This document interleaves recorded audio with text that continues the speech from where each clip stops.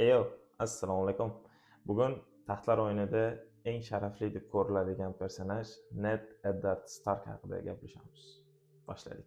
Ned Stark haqida gaplashganimizda avval Starklar oilasiga ozgina kirib olishimiz kerak. Jumladan, Starklar oilasida 4 ta farzand bo'lgan. Eng katta farzand Brandon Stark, ya'ni Nedning akasi. Keyingi farzand Ned Stark, Neddan keyin Lyanna, Lyannadan keyin Benjen Stark. Benjenni biz Taxtlar o'yinida ko'rganmiz. Ned Stark ikkinchi farzand bo'lgani uchun uni asosan merosxo'rdan ko'ra merosxo'rga ergashuvchi odam sifatida tarbiyalashgan. Jumladan, biz Jeymi Lannister tahlilini qilganimizda gaplashganmiz. Yuqori martabali oila farzandlari boshqa oila farzandlariga disiplina va umuman qilich san'atini o'rganish uchun jo'natilgan. Jumladan Ned Stark ham xuddi shu Westeros qonunlariga ko'ra Jon Arryn, ya'ni Vale qal'asi lordi Jon Arryn oldiga jo'natiladi va aynan mana shu yerda u bo'lajak qirol Robert Baratheon bilan do'st tutinadi. Yoshlikdan birga katta bo'lgan Robert va Ned juda ham qalin do'stlar bo'lishadi. Shuning uchun ham biz serialni ko'rganimizda Robert Baratheon o'zini tug'ishgan aka-ukalaridan ham Nedni ko'proq qadrlashini, yaxshi ko'rishini ko'rishimiz mumkin. Sababi aynan ular yoshligidan qilich o'ynatishni bilmaydigan bolalikdan haqiqiy ritsarlarga birga aylanishgan. Shuning uchun ham biz Ned Stark va Robert Baratheonni do'stligini Westerosdagi eng qalin do'stliklardan biri sifatida ko'ramiz. Oradan ma'lum vaqt o'tgach, telba qirol Starklar oilasidan bo'lgan va Winterfell qal'asi lordi Rickard Stark va Brandon Starkni o'ldiradi. Ya'ni Rickard Stark Nedning otasi, Brandon esa akasi hisoblanadi. Buni sababi aynan o'sha qo'zg'olon, Robert Baratheonning qo'zg'oloni kelib chiqishiga sabab bo'ladi. Buni ichida aynan Lyanna Starkga ham o'rni katta. Endi Robert Baratheon qo'zg'olon haqida chuqur tahliliy video bo'ladi. Unga keyinchalik to'xtalib o'taman, video qilaman aniq. Faqat hozircha shuni bilib tursak yetadi. Shundan keyin telba qirol Starklarning boshi va merosxo'rini o'ldirganidan keyin Jon Arrynga xabar beradiki, uning vasiyligidagi Robert Baratheon va Ned Starkni ham o'ldirishni buyrug'ini jo'natadi. Tabiiyki, Jon Arryn uchun Ned va Robert xuddi o'zini farzandlaridek edi va telba qirolni buyrug'ini rad etadi. Va Ned Starkka qo'zg'olonga qo'shilishdan asosiy maqsadi ham u tojga egalik qilish emas, asosan akasi va otasi uchun qasos olish bo'lgan. Shuning uchun ham Ned Stark aynan qo'zg'olonga Robert Baratheon oldiga qo'shiladi. Qo'zg'olon davrida Ned Stark va Catelyn Tully turmush qurishadi.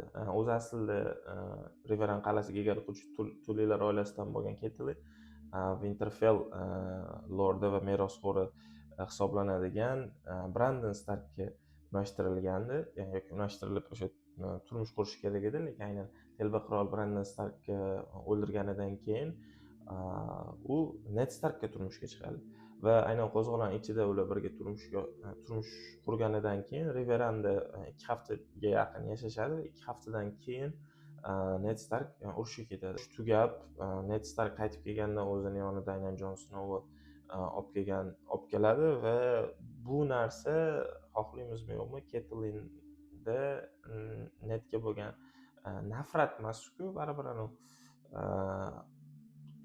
yoqtirmaslik hissiyoti paydo bo'ladi. Lekin Ned Stark va Catelynni munosabatlarini yillar davomida qurilgan ishonch va muhabbat paydo bo'lgan desak deb tushunsak bo'ladi. Chunki ular bir-birini juda ham hurmat qilgan va haqiqiy ularning bir-biriga bo'lgan muhabbati ham aynan ular turmush qurganidan keyin paydo bo'ladi va Westerosdagi eng qalin oilalardan bittasi bo'lib nom qozonishadi desak ham bo'ladi. Ned Stark xarakterining shakllanishida Jon Arrynning o'rni juda ham katta. Aynan Jon Arryn qo'l ostida o'sgan Ned undan juda ham ko'p narsalarni o'rganadi va biz serialda ko'rgan eng muhim faktorlardan bittasi bu rostgo'ylik va sharaflilik. Ko'pchilik Nedni honorable deb eslashadi, ya'ni sharafli odam deb eslaydi. O'zini oilasini ustun qo'yishini kuzatishimiz mumkin. Ya'ni Lyanna, ya'ni o'zini singlisi undan Jon Snowni sir tutishni so'raganida u yo'q deya olmaydi. Aynan mana shu joyda u o'zini o'sha rostgo'yligiga qarshi borishiga to'g'ri keladi va aynan Jon Snowni o'zini farzandi sifatida Westerosga tanishtiradi. Yoki yana bitta misol bu o'zini farzandlariga o'qitirgan tarbiyasidan ham ko'rsak bo'ladi. Ya'ni u yolg'iz bo'ri o'lishi mumkin, lekin to'da hech qachon birdaniga o'lib ketmaydi deb uqtiradi. Ya'ni doim birga bo'linglar degan narsani uqtiradi va oilani doim birinchi o'ringa qo'yadi Ned Stark. Ned Stark qo'zg'olon davrida qirollikka yetib borib, Jaimini qirolni o'ldirganini ko'rganidan keyin Jaimiga u butun hayotida dashnom eshitadigan nomni, ya'ni qirol qotili degan gapni ishlatadi.